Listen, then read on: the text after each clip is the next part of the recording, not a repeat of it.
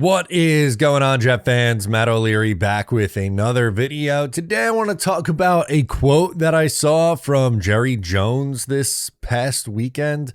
Or on yesterday. It's still the weekend. So, I don't know. All the days are blurring together with the extended weekend. But moral of the story, Jerry Jones had a quote about Quinnen Williams that kind of riled up Jets Twitter, and I wanted to put the rumors to bed because Jerry Jones, shockingly, very much so stretched the truth when talking about Quinnen Williams. I'd almost go as far to say that he lied about the trade. So here's what he had to say when talking about Quinnen Williams and trading for him on his weekly radio spot yesterday. Jerry Jones said that he liked Quinnen Williams so much that he offered the Jets a first-round pick and Micah Parsons for Quinnen Williams before the start of the season. That's not what happened. If that is what happened, well, Micah Parsons would be a New York Jet right now.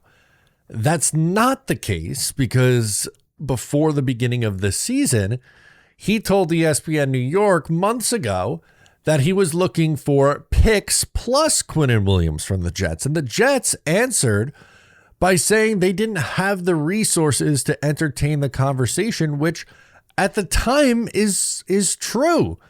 Yes, after the fact, due to the Sauce Gardner and Quinnen Williams trades, they were able to land 5 first-round picks over the next 2 years, but they didn't have that before Micah Parsons was traded to the Green Bay Packers. They only had the 1 first-round pick going into this year, and if they only had the 1 pick, could you imagine if the Jets traded a first-round pick before this year, and they're sitting at 0-7, and you're sweating this out? Right, because I don't think Micah Parsons, a non-quarterback, is going to elevate your team to win, an extra 3 or 4 games? Even if they went into the bye sitting at, 3-4?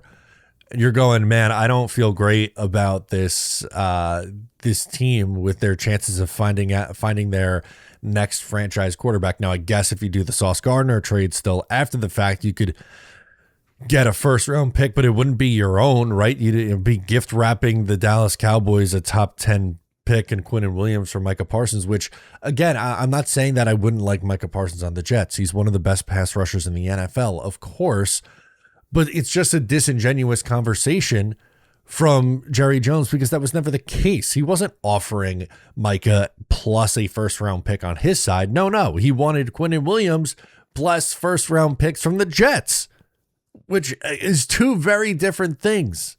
2 very, very different things. And look, I get it. Quinnen Williams has been really good since going to Dallas. No one should be surprised by this.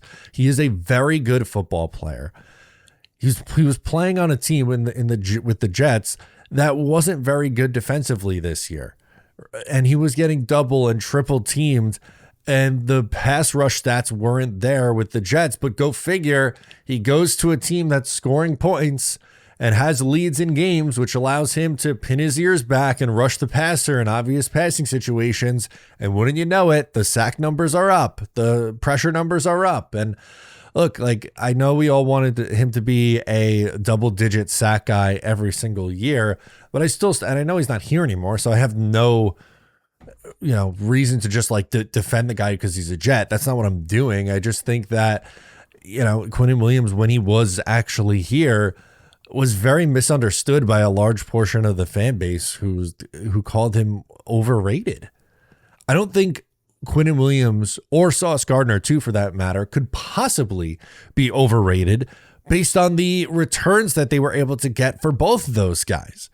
If Sauce Gardner and Quinnen Williams actually stunk and weren't good football players, they wouldn't have netted a second-round pick and a first-round pick back. They wouldn't have netted multiple first-round picks and A.D. Mitchell coming back in return. But they're good football players. Top 5 players at their positions. Now, for a player like Sauce, and I know we're going slightly off topic here, was he this year at his peak powers that we saw in 22 and 23? No. At that point, he was a number 1 or at worst number 2 corner behind Pat Surtain. But I think, with how he's played this year, looking like a top 5 to 10, I would maybe go 5 to 10 for Sauce Gardner, which is fair. But for Quinnen, I mean, he's been a top 5 interior defensive lineman in the NFL for half a decade. All right, my sleeper picks for this week, I have John Mechie more than 39.5 receiving yards, Breece Hall more than 2.5 receptions, and Bijan Robinson with more than 113.5 rushing and receiving yards.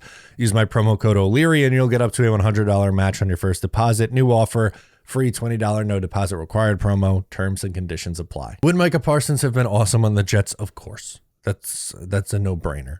Do I still think the Jets did well in this trade specifically for Quinnen Williams, fetching a second-round pick in 2026 and a first-round pick in 2027, which, by the way, isn't just any old first-round pick. It's the higher of the 2 first-round picks, either the Dallas pick or the Green Bay Packers pick. Yes, I think both things could be true at the same time. While in this dreamland scenario that Jerry Jones cooked up in his head that isn't actually true to begin with, but on what the reality was that they actually got on their return, a second and a first, you did really well for a player in Quinnen Williams who made it known that he wanted a new contract. And, you know, it ran its course with the Jets. He was on a ton of losing teams since he was drafted in 2019, was a leader, a good player on this team. I think you should have nothing but good things to say about Quinnen Williams as Jet fans. And, you know, good for him. He goes back with Aaron Whitecotton, a player or defensive line coach that he as a player had a lot of success under. And I'm not surprised that it's working. I'm really not. He's a very good football player. But let's not actually put any value into what Jerry Jones said yesterday, because that's simply just not how it happened.